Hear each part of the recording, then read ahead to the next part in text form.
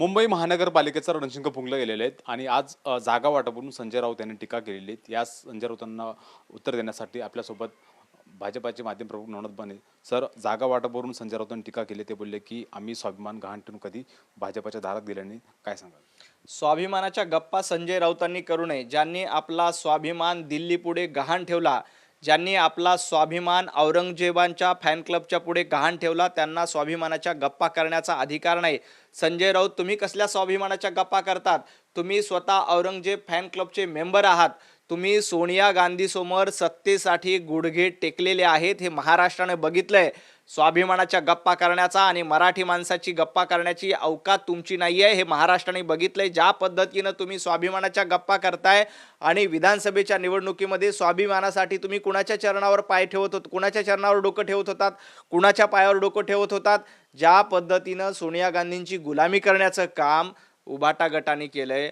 आदरणीय शरद पवारांच्या घरी रोज जाणारे आज सांगतायत की आम्हाला मातोश्रीवर कोणी येत नव्हते.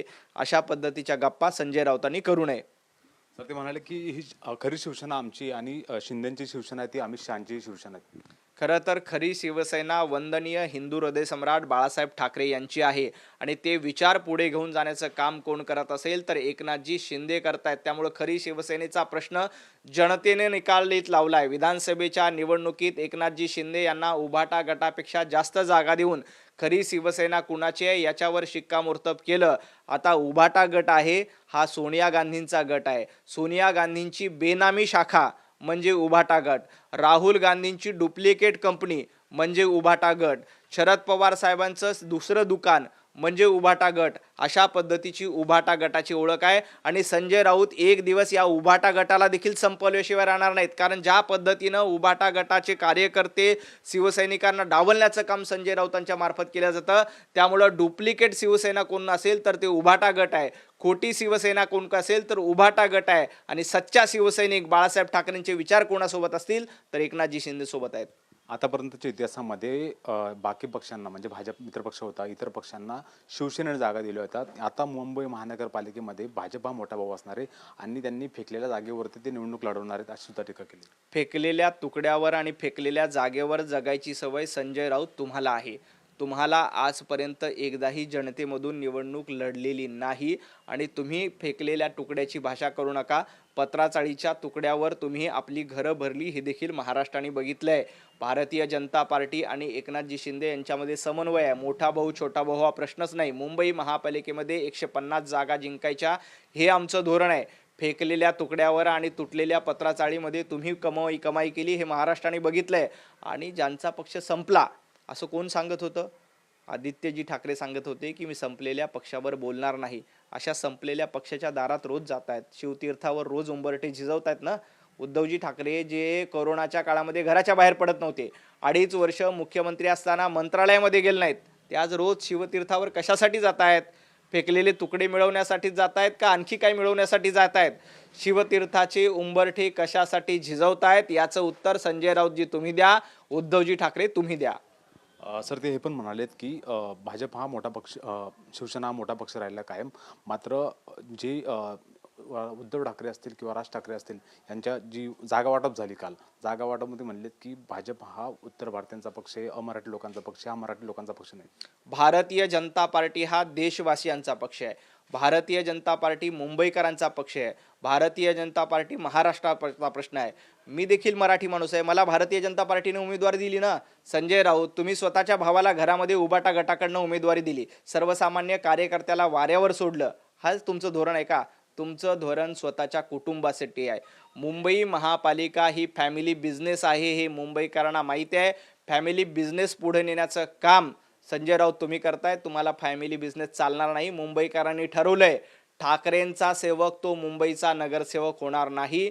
मुंबईकरांचा सेवक तोच मुंबईकरांचा नगरसेवक होईल हे महाराष्ट्राने ओळखलंय. त्यामुळे संजय राऊत, स्वाभिमानाच्या आणि खऱ्या शिवसेनेच्या गप्पा करू नका. तुम्ही कशा पद्धतीने इतरांचे उंबरटे झिजवता त्याचा जास्त विचार करा. शरद पवार एनडीएमध्ये सहभागी होतील असा प्रश्न विचारल्यावर ते म्हणले की गौतम अदानी काय महात्मा फुले आहेत का? खरं तर गौतम अदानी कोण आहेत हे जरा शरद पवार साहेबांना जाऊन विचारा. आणि अंबानी अदानी यांच्यावर सातत्यानं संजय राऊत टीका करतायत. एकदा उद्धवजी ठाकरेंना जाऊन विचारा. आदित्य ठाकरेजींना जाऊन विचारा, तेजस्वी ठाकरे यांना जाऊन विचारा की अंबानीच्या लग्नामध्ये डान्स करण्यासाठी तुम्ही का गेला होतात? अंबानीच्या लग्नामध्ये का तुम्ही नाच केला? एका बाजूला अंबानींवर टीका करायची, दुसऱ्या बाजूला त्यांच्याच लग्नामध्ये जाऊन वऱ्हाड्यासारखं डान्स करायचं. हे महाराष्ट्राने बघितलंय. हे तुमचं दुटप्पी धोरण आहे. अंबानी असतील, अदानी असतील, हे उद्योगपती आहेत. ते उद्योग वाढवण्याचं काम, रोजगार देण्याचं काम करतायत. संजय राऊत तुमच्या खासदार निधीतून साधा फंड तरी तुम्ही कोणाला दिला का? एक शाळा तरी तुमच्या खासदार निधीतून उभारली का? मराठी माणसासाठी संजय राऊतांनी आपल्या खासदार निधीतून काय केलं याचं उत्तर आधी द्यावं आणि मग अंबानी अदानीवर टीका करावी, मग भारतीय जनता पार्टीवर टीका करावी. दोन्ही ठाकरे बंधूंची युती झाली आणि राज ठाकरेंची 10 तारखेला ठाण्यामध्ये सभा होणार आहे. ठाणे हे शिवसेनेचा बालेकिल्ला मानला होता. त्याच ठाण्यामध्ये राज ठाकरेंची सभा होणार, कसं बघतात? खरं तर राज ठाकरे यांनी ठाण्यात सभा घेऊ द्या, कल्याण डोंबिवलीत सभा होऊ द्या, नाशिकमध्ये होऊ द्या. राज ठाकरे यांना सगळ्यांना माहीत आहे. राज ठाकरे असतील, कॉमेडी क्लब, एंटरटेनमेंट म्हणूनच राज ठाकरेंकडे बघतात. राज ठाकरेंची सभा करण्यासाठी गर्दी होते. लोक राज ठाकरेंचे भाषण एंटरटेन म्हणून ऐकतात, कारण राज ठाकरे यांनी आजपर्यंत हिंदुत्ववादाची भूमिका घेतली होती. आम्हाला आनंद होता की सन्माननीय राज ठाकरे हिंदुत्ववादाची भूमिका घेत आहेत, परंतु आज दुर्दैवानं उद्धवजी ठाकरेंसमोर बसून ते हिंदुत्वाचे भाषण करणार आहेत का? हिंदुत्वाबद्दल बोलणार आहेत का? जर का ते हिंदुत्वाबद्दल बोलणार असतील तर त्यांचा आनंद आहे, अभिमान आहे. माझं आपल्या माध्यमातून सन्माननीय राज ठाकरे यांना देखील आव्हान आहे की आपण परखड हिंदुत्व उद्धवजी ठाकरेंच्या समोर सांगा की खरा हिंदुत्व हे वंदनीय हिंदू हृदय सम्राट बाळासाहेब ठाकरेंचंच होतं आणि ते हिंदुत्व मांडण्याचं काम आम्ही करू. ते राज ठाकरेंनी आपल्या भाषणातून सांगावं. संजय राऊत आणखी एक मुद्दा मांडला की पुतीनला याच्यासाठी बोलवा, प्रचारासाठी.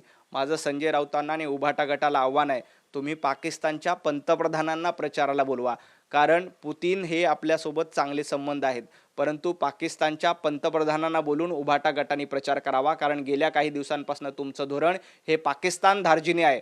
बांगलादेशच्या पंतप्रधानांना बोलून तुम्ही प्रचार करा, कारण आमचे स्टार प्रचारक पंतप्रधान नरेंद्र मोदी आहेत, तर तुमचे स्टार प्रचारक पाकिस्तानचे पंतप्रधान आहेत, तुमचे स्टार प्रचारक बांगलादेशचे पंतप्रधान आहेत. ज्या पद्धतीनं हिरव्या मतांचा झोला मिळावा यासाठी तुम्ही प्रयत्न करतायत, त्यामुळे तुम्ही पाकिस्तानच्या लोकांना प्रचारासाठी बोलवणार आहेत, तुम्ही बांगलादेशच्या लोकांना प्रचारासाठी बोलवणार आहेत. हे महाराष्ट्राला माहीत आहे. तुमची शिवसेना आता भगवी नाही तर हिरवी झालेली आहे. धन्यवाद सर आमची बद्दल. Camera person Amit शिकवणसह Mihira Dakne, TV9 Marathi, Mumbai.